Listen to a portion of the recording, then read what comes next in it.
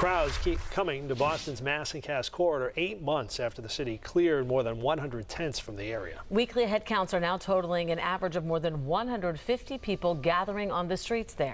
Boston 25 News reporter Drew Caritas is live in Roxbury, where the city is facing new problems with a new wave of incoming people. Drew.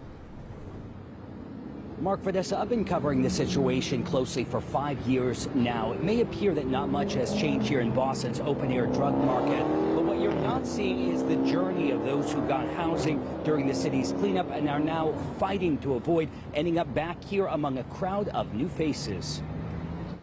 Addiction is a disease. It's not something like I choose to do. The battle against addiction that unfolds on display on Boston's Mass and Cass corridor is a constant reminder of how many people are struggling. Tasha, whose face we're not showing, doesn't need to see it because she's been living it for the last 10 years. I've been jumped before. I've been taken advantage of because I've owed someone money. I've been electrocuted out here. I've been hit in the face by men. She says she suffered physical abuse, contracted HIV, and dealt with agonizing mental trauma on these streets since her family kicked her out of their Dedham home when she was 24 years old. I'd rather be with my family and doing the things I want to do than being out here getting high. The first glimmer of hope toward trying to get clean and achieving that, she says, came in January when she was placed in temporary housing, but tells us finding permanent housing is easier said than done. I have till October 9th to find a place, or I have to go sleep back in the shelter. And I'd rather sleep on the streets. More than 200 people were placed in housing when the city cleared all of the tents from this area back in January. But the Newmarket Business Improvement District says about 75% of the people currently congregating on this stretch of Southampton are new visitors who came here after the cleanup.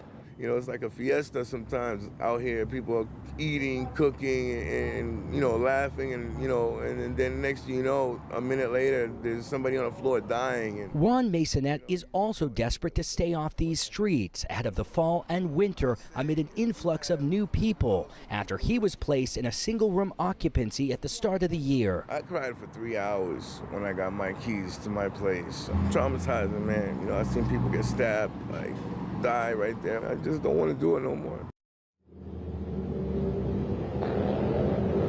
Those you just heard from in our report say Section 8 waiting lists, confusing application processes, and not having proper documentation are standing in the way of securing more permanent housing. Meantime, a Boston Public Health Commission spokesperson tells us that the mayor's office is working on a plan for this area for the fall and winter months, and those details will be released at a later date. We're live in Roxbury for your local station, Boston 25 News. Drew, this is a topic, as you said, you've reported on for years now and will continue to follow. We appreciate it. Thank you.